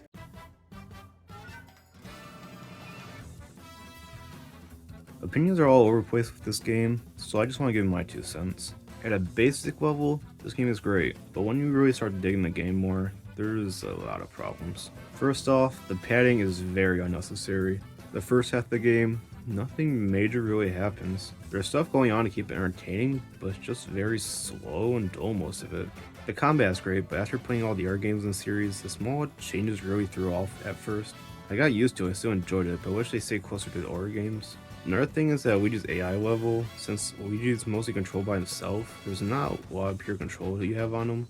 While I've seen people take issue with it, I thought it was fine for the most part. Luigi would usually do what was intended, with very little screwing around, though I can understand why people don't really prefer it. The characters, worlds, and enemies are well designed and written though. They kept the first half of the game interesting. But when you reach the halfway point, that's when the game starts really picking up. A lot more is going on and the stakes are a lot higher, making the game feel more engaging. Without going to spoilers, some of the stuff that happened in the game seems so far left field that I was genuinely surprised. Birdship is a great game, but it doesn't pick up till like about the halfway point, which is a big blow to it. Comparing to Dream Team, which is another longer game in the series, both that and Birdship clock in at 50 hours each for me. Both have longer, more drawn out stories, but I think Dream Team stays more consistent throughout the game, but Birdship has much higher highs than Dream Team, even in the most series. Overall, Acquare did do a good job with the game after Alpha Dream's bankruptcy, and I hope the Mario Luigi series continues on with them, assuming Sony doesn't buy out the parent company. I feel like the game could have been about 15 to 20 hours shorter, but it's still a good first attempt with them. If you like the Mario Luigi series or any other Mario RPGs in general, this is a good one to try out, assuming you have the patience.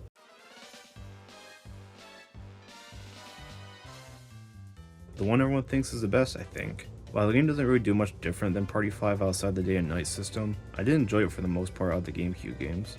The said day and night system did actually add a sense of enjoyment and made each board feel more unique and varied.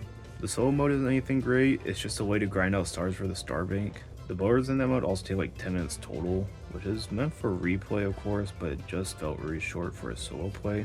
The microphone minigames are cool, even though they didn't really add much to the game.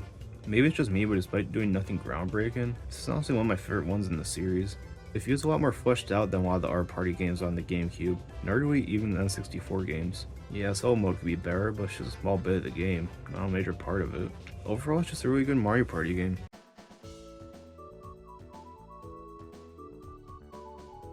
I thought going to this game, I was going to like it due to having less controls to fix my mistakes, but I ended up enjoying it. Luckily, you can save and quit and retry a hole if you mess up, so I didn't have to keep going back from scratch since I suck at these games. And luckily, Golf doesn't force you to play as every character to unlock everything important like Tennis does. The side modes are also fun, even though I suck at those. Despite not being all that good at it, I still enjoyed it. I want to continue to play more of the Mario Golf series.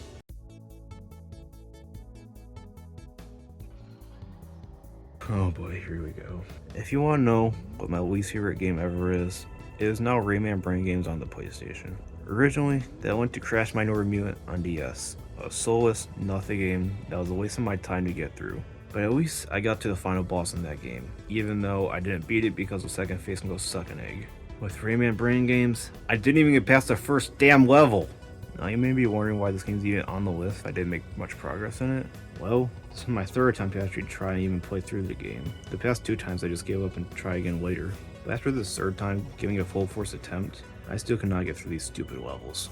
When I get punched with absolute garbage platforming and broken hitboxes for getting the answer right, this game has completely failed. This game is rated early childhood. Why am I having a hard time with this one than the original Rayman PS1?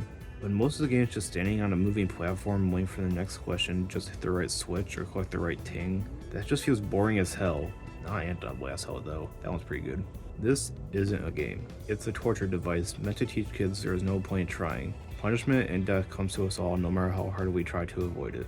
I'm sorry Minority Mutant DS, you're not the worst thing I ever played. You're only the second worst thing I've ever been cursed to play. I never want to play Rayman Brain Games in my life ever again.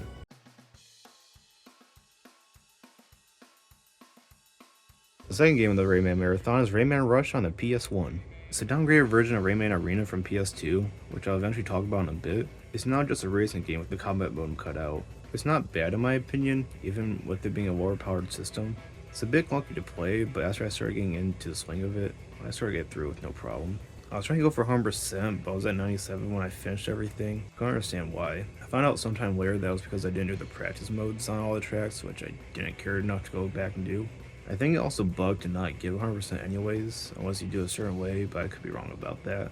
Overall, not a terrible demake, but I feel like the next console version is better.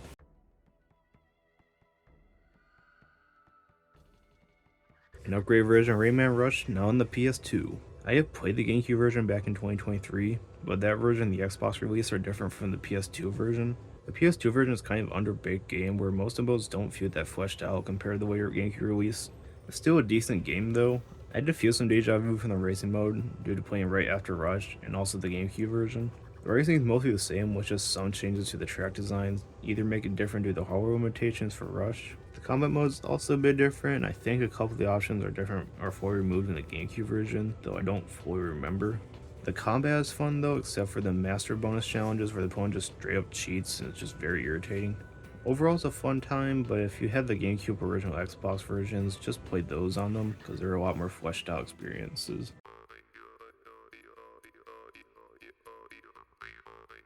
Next up on the Rayman Marathon is Jungle Run. Originally a mobile game back in the early 2010s, it got a PC release a few years ago on Ubisoft Connect. The game looks mostly the same as Rayman Origins and mostly plays the same outside of Rayman constantly running. The game is an auto runner, so once you start Rayman, he keeps running, you can only control his jumps, punches, and glides. Each level has 100 lumps collect, which can be challenging, but I still collect them all.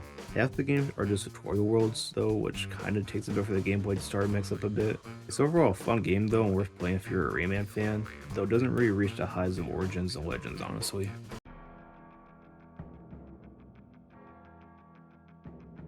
Final game in the Rayman Marathon is Fiesta Run. Just like Jungle Run, this auto runner mostly plays the same, though now it's a lot more like Legends in its art style. It's a lot more diverse in level design, the game must now feel a lot more unique. There's a lot more content, even some side modes that are originally updates to the mobile version. It's a lot more polished and overall feels a lot nicer to play. While still not as good as Origins and Legends, Fiesta Run is also worth checking out if you like the Rayman games.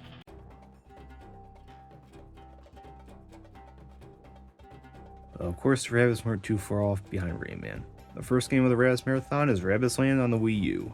This is just a nothing party game. The minigames are okay at best, but most aren't anything great. There's only one board and the coherence of it is very weird. I zoned out most of the time while playing it. I did 5 games to lock all the stuff in extras and called it good.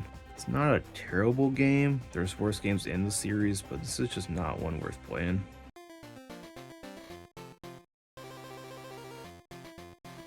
Next up in the Rabbids Marathon is Donkey Kong Land. I decided to play through this on a bit of a longer car ride on Black Friday. I have played through the Land trilogy back in 2021, but I've been wanting to try them out again. Luckily they released on Switch Online, although each one released a week apart for some reason. I'm not sure why Nintendo did that, but okay. This is a fun game, although it has some problems. I feel like the environments are a bit too dark and detailed, that makes it a bit kind of hard to see some enemies and platforms. But overall it just feels like Donkey Kong Country on the Game Boy, so it's still fun.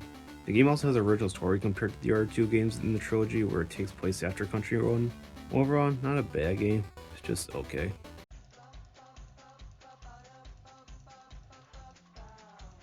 For the longest time, I always thought this just supported the Wii version compressed down to work on 3DS. Turns out it's actually a 2.5D platformer, and it's a very basic one at that. It works, but that's all I really have to say on it. The levels are uninteresting and just long and tedious. The only time I had a spark of interest was on an auto runner level, where the rabbit runs into a dinosaur and turns around the opposite way like a pizza tower escape or something. Despite the game being less than 7 hours to beat, it wasn't absolutely nothing the whole time. It's not worth playing honestly, even if you're a fan of the Rabbids.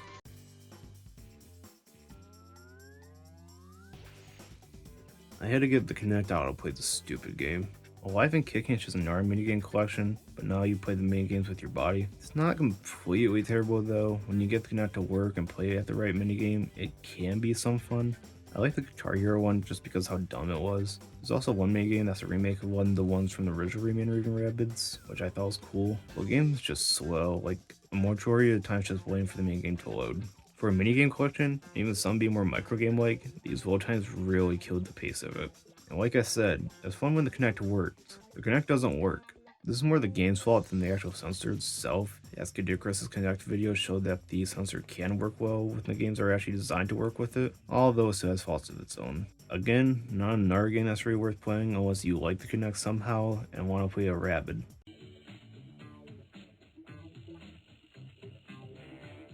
So maybe it's just because I played through multiple bad Rabbids games, the Party of Legends is actually really fun. It's another party minigame collection, but it was actually feeling more polished than the rest. The game being themed around Journey to the West was definitely interesting, but originally was a China exclusive game, so I guess that makes sense. The minigames were actually fun for once, the only few being mediocre at worst. Some minigames also use the Joy-Con in fun ways, so there's many different ways to play the minigames. The story mode also feels relatively short, taking me less than 3 hours to do all of it. It's not as good as our party games like Mario Party, but it's still a fun time if you want to just change up your party game every so often.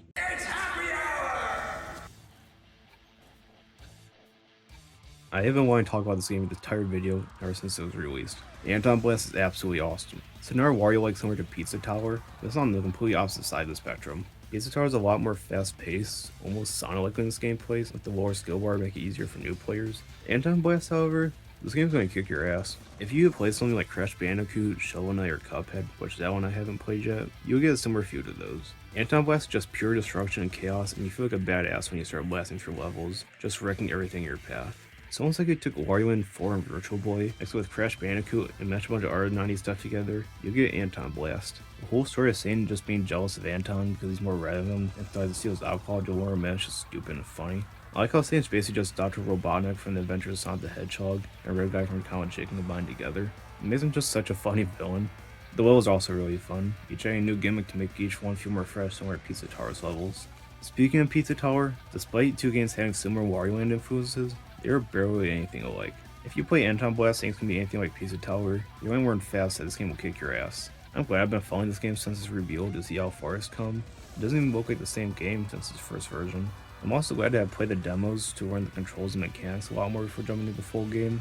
Like I said, Penny's Big Breakaway earlier, the game expects you to master controls early on, which is a lot to ask for, and I would recommend playing and practicing the demo before getting to a full experience.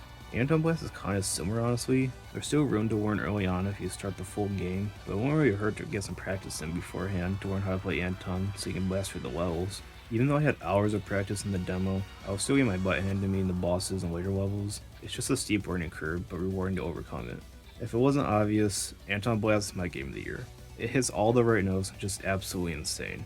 If you like Wario Land, Crash, or a bunch of R90 stuff, Anton Blast is a must play.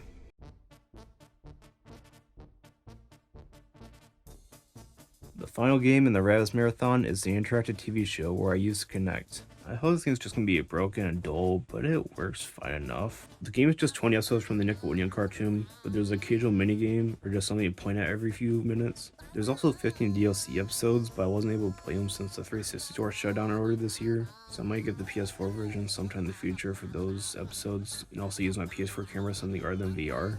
I'll be honest, I like this stupid show. It's a fun kind of show where you can just turn off your brain and watch the Rabbids being complete idiots. This show, along with Rabbids Go Home, are why I was actually a Rabbids fan since I was young and don't hate like most people do. Though the game itself doesn't really add much of anything else to the experience. Like I said, it was just mostly pointing at objects on screen or doing a minigame contest what's going on in the episode. It takes 7-minute long episodes and makes them last for like 15 plus minutes most of the time. There are faster paced episodes though, they only have you playing a copy of pose or something like that. The problem is the progression. To get all episodes, you need 36,000 coins, which can maybe get around 400 to 700 depending on the episode. Though a couple race episodes can net you anywhere between 900 and 1200 per play, but that means I was basically replaying the same episodes multiple times each. I did the music rap episode at least a dozen times to where I was doing their poses and playing before it told me to because I just had it memorized. It also sucks that the race episodes have RNG for the amount of coins it will give you, and it really just favors giving you 5, which just drags the amount of coins down by a good bit. If the whole season pass style progression wasn't there, this would be a much better game, but the amount of repetition just drags the game down so much.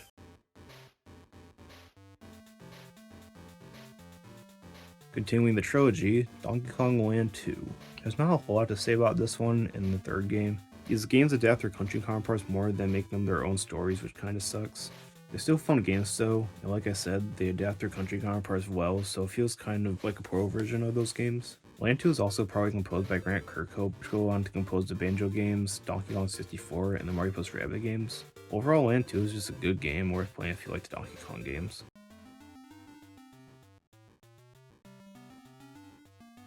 I basically talked about this game in the Land 2 segment a moment ago, so I won't repeat what I said there. Land 3 just does a good job adapting Country 3. It's a solid gameplay game like the rest of the trilogy.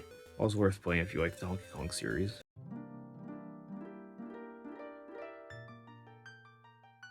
I wasn't sure how to feel going to this game as I heard people say it's their favorite, while others said it's the worst game in the series. After playing it, I would say it's one of the best ones I've played so far. The idea of having a time limit by completing tasks is interesting and so similar to Pikmin in a way. I also like the mask mechanics since they add a lot more to the game and make it feel more varied in gameplay. The dungeons are also really fun despite there only being like 4 of them. The whole day system can be kind of weird since you can only properly save when you go back in time. You can quick save at all statues, but then just more so pauses the game rather than the save state to fall back on. It's definitely a weird contrast to Ocarina of Time where you can just save basically whenever you want at command.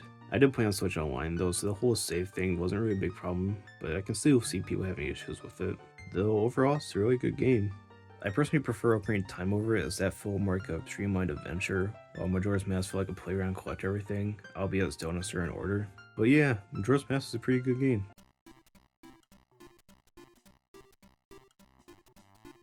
Before I finish up the GameCube Mario Party games, I have to get the GBA game out of the way. Mario Party Advance really doesn't feel like a party game at all. It feels like an adventure game with some Mario Party mechanics thrown in. You roll dice to move around a hub world and play minigames every couple rolls to get some more dice. And what you do in the hub worlds is going around to different areas and do tasks and chores for someone. Some have you answer a question, some have you play a minigame, and some have fetch quests, which those kind of suck honestly. It overall isn't that great of a concept, but I still always enjoyed it. It still has a Mario charm to it, and the characters are entertaining, but it's not really much else than that. The gadgets you can find to collect are cool though. My favorite ones where you just guess which way a stick is going to fall. It's amazing. But yeah, this isn't a great party game. It's just a mediocre adventure chore game. Maybe you'll like it if you like the Mario Party games, but this one you might want to just skip if you don't care for the single player modes in party games.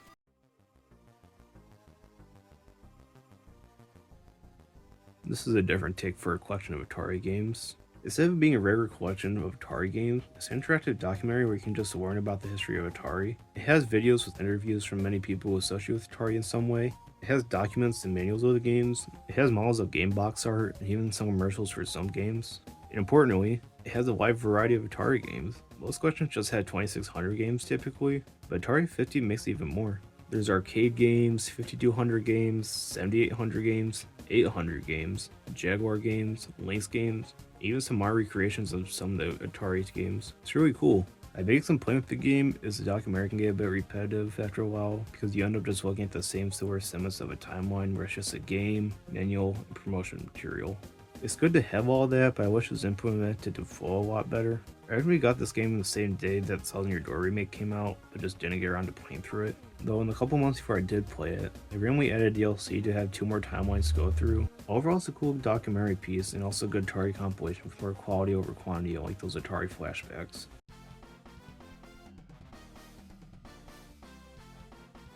Down to the last 5 games on the list. Next is Mario Party Tennis on the GameCube. It's a really solid improvement over the N64 game, which is to be expected. The basic courses work well for the regular tennis, and the new Game Boy courses also have a lot of variety. Some courses being based off around spin-off series like Luigi's Mansion, Donkey Kong Country, and even WarioWare were pretty cool to see. Most of the gimmicks were cool too, like the Ghost in Luigi's Mansion and the Clap Traps in Donkey Kong Country, making it both challenging and easy to get some points. The side modes are cool, like paint challenges and ghost portraits are fun, although hitting the right spots in those games can be a bit of a pain. Overall, Mario Party Tennis is a really solid game, and probably my favorite in the Mario sports games, probably due to the fact you don't really need to play the tournament mode 14 times over.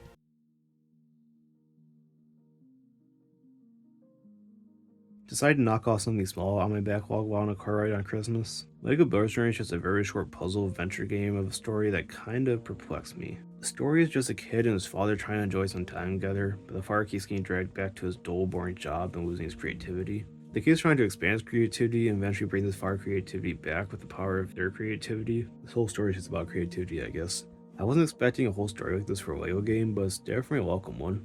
Gameplay is mostly just moving jumper plates in a path for the kid to move and build paths to get across on. It's fun, but can be a bit clunky on Switch. It'll probably work better on like a PC or something. Overall, it's a pretty good game, worth playing despite its really short length.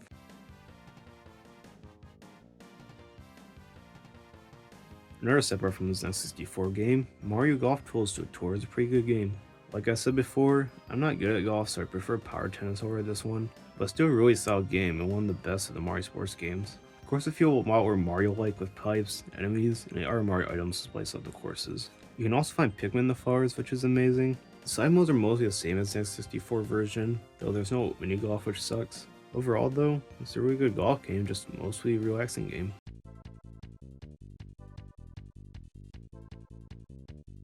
Another game me and the Nerd Broadcast decided to play through while hanging out. This was a childhood game in the Nerd Broadcast, and we did try to play it back around the time we did Donkey Kong Country. We only got a couple levels in before we got a game over and didn't try getting farther. Eventually we came to Switch Online, and we played through it that way. We soon found out this game is stupid hard. We were saying the rewind every few seconds most of the time because of stuff the game would throw at us. I've also heard before that this game in particular just isn't as good as our Battletoad games, so maybe that's just part of the reason. The game is creative, sure, but we didn't think it needed to be this hard. I know the Battletoad series is supposed to be hard, but would it just calm down? Like, seriously? Neither of us really liked the game that much, though it's still enjoyable to have played through with the Nerd broadcast. It would have been a lot more frustrating if we didn't.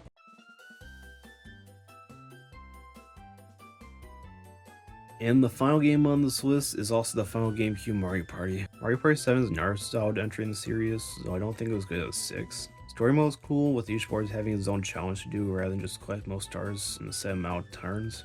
Each challenge is unique, even though causing them were a bit tedious. Though replaying them after a normal party mode just didn't leave an effect on me. I lost track of the turn count very often because so much would happen around that it just got boring at times. It's still fun though if you were playing on your own. The sign content is very much interesting though, mostly just minigame collections.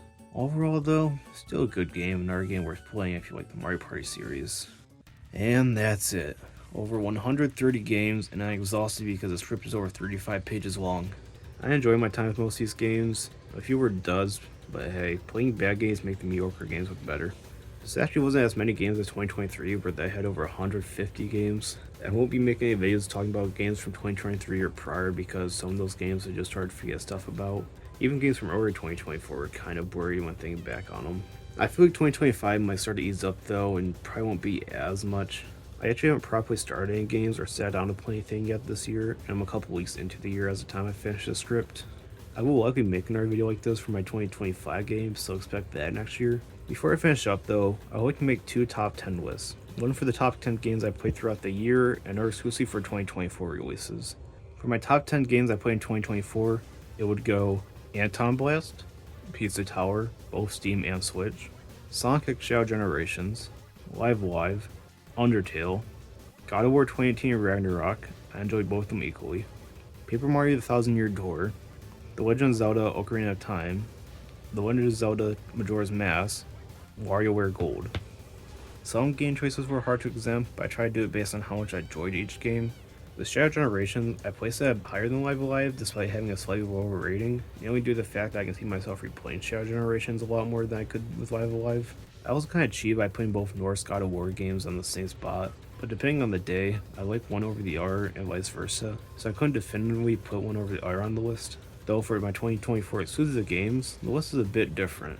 I'm excluding ports that have in 2024 like Pizza Tower and Freedom Planet, but remakes and remasters are still on the list. The 2024 exclusive list would go like Anton Blast, no surprise to that, Sonic X Shadow Generations, Paper Mario The Thousand Year Door, Rosette The Jewel of Faramore, Mario Luigi Brothership, Emio the Smiling Man, Famicom Detective Club, Penny's Big Breakaway, Luigi's Mansion 2 HD, Nintendo World Championships NES Edition, Mario vs. Donkey Kong.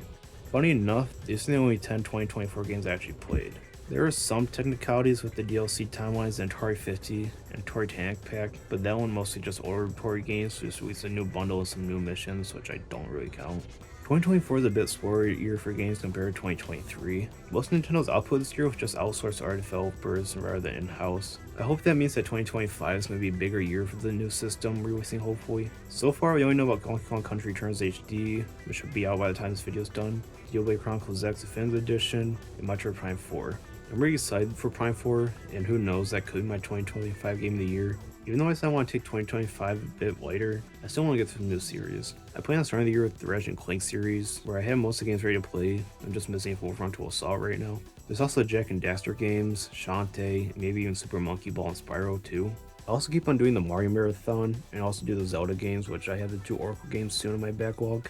I also want to keep it light so I don't have to write another 130 games next year in a review video. But yeah, that's about it for now. I'm waiting to finally relax and play Ratchet & Clank if I haven't started already. I also just recorded a video on my second channel about all the games I got in 2024. If you like this video, you may as well check it out, it's pretty good too. I hope you guys have a good 2025. I'd like to hear what your guys' opinions are on the games I played throughout 2024, or even some games that you played through. Make sure to leave a comment, like, subscribe, and I'll see you guys next time.